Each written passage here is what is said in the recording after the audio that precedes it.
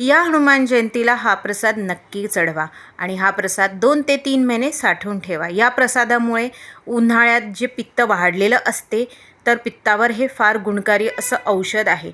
वारंवार उलटीसारखी जी भावना येते, त्याचबरोबर अजीर्ण, गॅस, अपचन, पोटफुगी आणि भूक न लागण्यासारख्या ज्या तक्रारी असतात त्या या प्रसादामुळे कमी होतात।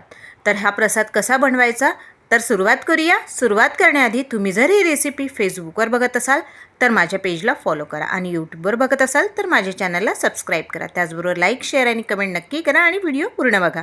हॅलो फ्रेंड्स, मी लतिकाच किचनमध्ये तुमचं स्वागत आहे। इथे बघा, मी सुक्या नारळाचे 2 डोल घेतलेले आहे। एक मोठा आहे, एक छोटा आहे। तर मी मोठा जो डोल आहे तो किसून घेणार। जर तुमच्याकडे छोटे छोटे असेल तर 2 घ्या, तर असा मोठा असेल तर 1 किसून घ्यायचा आणि त्याला आपल्याला हलकंसं असं थोडंसं भाजून घ्यायचं आहे। तर इथे मी किस करून घेतलेला आहे। याला आता कढईत टाकते आणि 2 मिनटं फक्त परतून घेते। आपल्याला पूर्णपणे भाजायचं नाही, फक्त यात जर मॉइश्चर असेल ते काढून घ्यायचं आहे। अगदी मंद आचेवर 2 मिनटं परतून घ्यायचं, सतत फिरवत, जळू द्यायचं नाही आहे किंवा थोडंही लालसर होऊ द्यायचं नाही आहे। अगदी 2 मिनटं परतून घ्यायचं। तर परतून झालेलं आहे, मी गॅस बंद करून देते आहे आणि गार होऊ देते। सोबत इथे मी 20 विलायची घेतलेली आहे, हिरवी विलायची आहे। याची आपल्याला फक्त बिया घ्यायची आहे, साल घ्यायची नाही आहे। तर विलायची घ्यायची, साल मी काढून घेते, फक्त विलायचीचे दाणे घेते आहे। तर इथे मी एक भांडं घेतलेलं आहे, त्यात मी 4 चमचे सुंठ पावडर घालते आहे।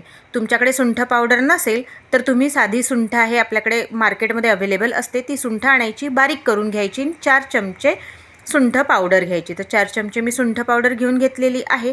त्याचबरोबर जे विलायचीचे दाणे काढले आहेत ते घेऊन टाकलेले आहेत। त्याचबरोबर इथे 2 वाटी मी साखर घेतलेली आहे। तुम्ही साखरेऐवजी मिश्री किंवा गडी साखरसुद्धा वापरू शकता। तर इथे मी साखर घातलेली आहे। त्यानंतर 3 चमचे ओवा घातलेला आहे। 2 चमचे इथे जो नारळाचा किस आपण भाजून घातलेला तो पूर्ण घातलेला आहे। 2 चमचे धणे घेतलेला आहे आणि हे सर्व मिक्सरमध्ये आपल्याला बारीक वाटून घ्यायचं आहे। पल्स मोडवर वाटून घ्यायचं, म्हणजे पाणी सुटणार नाही त्याला। तर याला आता मी बारीक करून घेतलेला आहे। बघा, याला आता हनुमानजीला मी प्रसाद दाखवणार। तुम्हीसुद्धा असाच प्रसाद यावेळेला नक्की दाखवा आणि हा प्रसाद 2 ते 3 महिने साठवून ठेवायचा डब्यात, एअरटाईट डब्यात भरून ठेवला तरीही चालतो।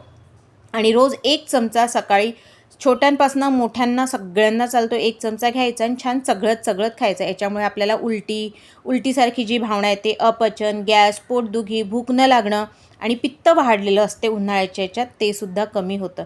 फारसं गुणकारी हा प्रसाद आहे, तर यावेळेला नक्की बनवा। तर भेटूया पुढच्या रेसिपीत, तोपर्यंत बाय।